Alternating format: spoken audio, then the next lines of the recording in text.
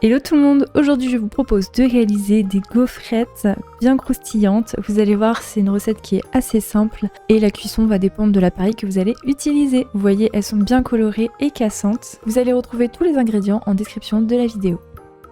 C'est parti pour la recette. Donc je fais la pâte la veille pour la laisser toute une nuit au réfrigérateur. Donc dans un récipient, je verse la farine, le sucre, la vanille si vous le souhaitez, ou d'autres arômes comme de la cannelle, pourquoi pas.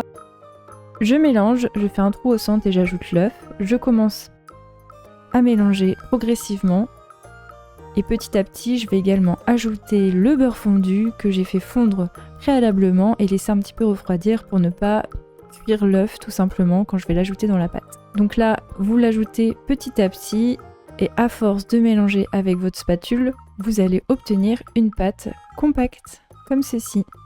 Donc il faut bien mélanger. Vous pouvez même la travailler sur le plan de travail pour la bouler. Je la couvre et je la laisse toute une nuit au réfrigérateur ou alors au minimum 3 heures, il faut qu'elle soit bien dure.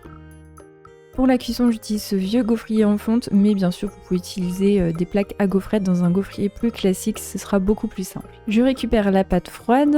Par rapport à l'appareil que vous allez utiliser, vous allez faire des petites boules de pâte plus ou moins grandes.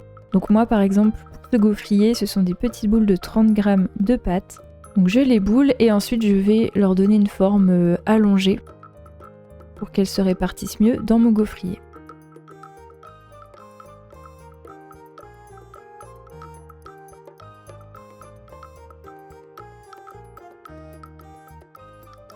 Je vais huiler au pinceau les plaques et je vais les faire chauffer 10 minutes de chaque côté.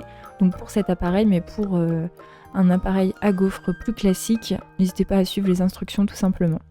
Donc pour tester la cuisson, je vais utiliser un tout petit bout de pâte pour savoir combien de temps je laisse cuire la gaufrette de chaque côté. Donc dans mon cas, je l'ai laissé chauffer 40 secondes de chaque côté environ. Donc je retourne le gaufrier à mi-cuisson pour avoir cette belle coloration. Une fois que j'ai le temps de cuisson, et bien c'est parti, je vais commencer par cuire les gaufrettes une par une ou deux par deux si vous êtes à l'aise avec la cuisson.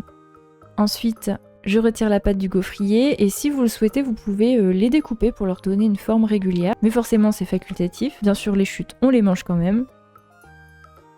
Donc à la sortie du gaufrier, la pâte va être encore molle, mais ça durcit très vite. Donc si vous voulez les découper à l'emporte-pièce, il faut le faire tout de suite.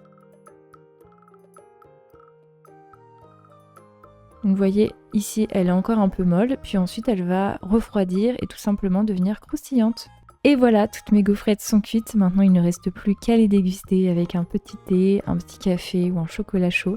N'hésitez pas à tester, vous avez vu, la pâte est très simple à faire.